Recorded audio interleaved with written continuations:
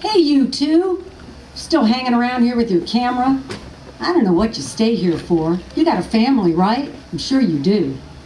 It was Christmas Eve, 1979, Pennsylvania Station in New York City. Jean Marie Simon and I were the same age, 26. She was a photographer looking for a writer to put text to the photo story she'd been working on for the last 6 months. Bag ladies were new then. They seemed to have come out of nowhere. Now here we were, 8 weeks later, sharing the fulsome, nocturnal life of the Penn Station women's room. We wore our oldest jeans and misshapen sweatshirts and carried ratty backpacks holding her beat-up Nikon and my yellow legal pads. Without makeup, we were easily mistaken for teenagers, which we knew worked to our advantage. Look at you. Mary absently turned a pair of pantyhose beneath a hand dryer. I used to look like you when I was 16. How old are you? 16? Mary had a face like a Macbeth witch, complete with whiskered nose warts, and it made her appear cruel and dangerous. Instead, she was nearly mad, forever mumbling into the night about losing her son. Her life, she told us, is nothing now that he is gone. Bessie and Dora, another of the bathroom regulars, maintained what a sweet and kind person Mary was, but they avoided her. She's always talking about, her son. I can't listen all night.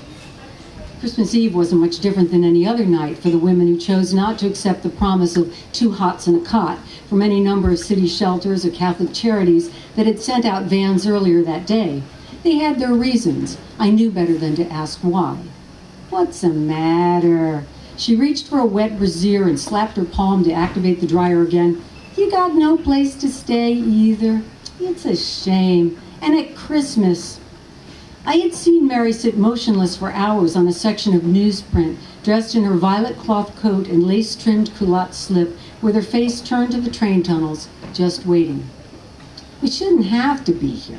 There should be places for us to stay. I've been here 3 years since I missed my son. I missed him. I don't know how. I was supposed to be here by 1 o'clock. I was coming from Long Island. I had plenty of time, but he was already gone. I missed him. Dora said under her breath, misses that son every goddamn day. Mary glared at her, left the bra on top of the blower and squatted down beside me. Hey, some lady dropped a $5 in my basket today and I bought some cookies. It's Christmas, ain't it? We're supposed to eat sweet things. She popped one into her mouth and began to chew. They're so good. Pepperidge Farm. None of that cheap crap. But I only got one left. You like mint Milanos? I nodded. They're my favorites, just the right amount of chocolate. Yep, she continued to chew mindfully, and I was drawn to the long hairs growing beneath her nose. I had noticed them before, of course, but never studied the motion that each opening and closing of her jaw provoked upon the gnarly follicles. How I wanted to do something about those hairs and their obscene sway, cut them, pluck them out with my bare hands. It was maddening, and I could look nowhere else. Oh, honey. Mary set her scrawny brujas hand upon my shoulder and looked intently into my face as if seeing me for the first time. I never thought. I'm just awful. Here. And she upended the crinkled bag until the last creamy, chocolate-scented biscuit fell into her palm. There you go, princess. I can't imagine why you're spending Christmas Eve here in hell when you could be home with your family, but at least I can give you a cookie. And how did that make me feel? Me, who was still full from the Hanukkah dinner I just had with my in-laws, like an idiot. I mean, this was a special cookie for Mary. It was the cookie, and she didn't get them very often, and now she wanted to give one to me, and I was ashamed for my fraud, my sin of omission, because even though we were prepared to, Jean Marie and I learned it was never necessary to lie to these women. They asked few questions, most figured us as runaways. She leaned in and wiggled the cookie in front of my face. Well, go on. And I took it. I took the cookie because it was Christmas, and I knew that what Mary really wanted the most was to give her son something for Christmas, something that she herself really loved. I took the cookie because at that exact moment, that was the greatest gift I could give this poor woman. It would make her feel good.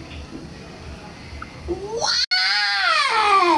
Her shriek made me drop my pen. What did you do? Did you just take my cookie? You did! My last cookie! And she scuttled around the room, craning her chicken neck for witnesses. Did you see that? I was absolutely mortified. My face flushed carmine hot. The restroom had grown silent. Bessie and Dora bunched closer to the walls, pulling their bundles in, refusing to look at Mary. But she started up the hand dryer again and looked down at me. I scared you. That's good. You know, it's dangerous around here for two young girls. The both of you better get out of here now. Go home to your parents. Crawl under the covers. Stay there till you get married.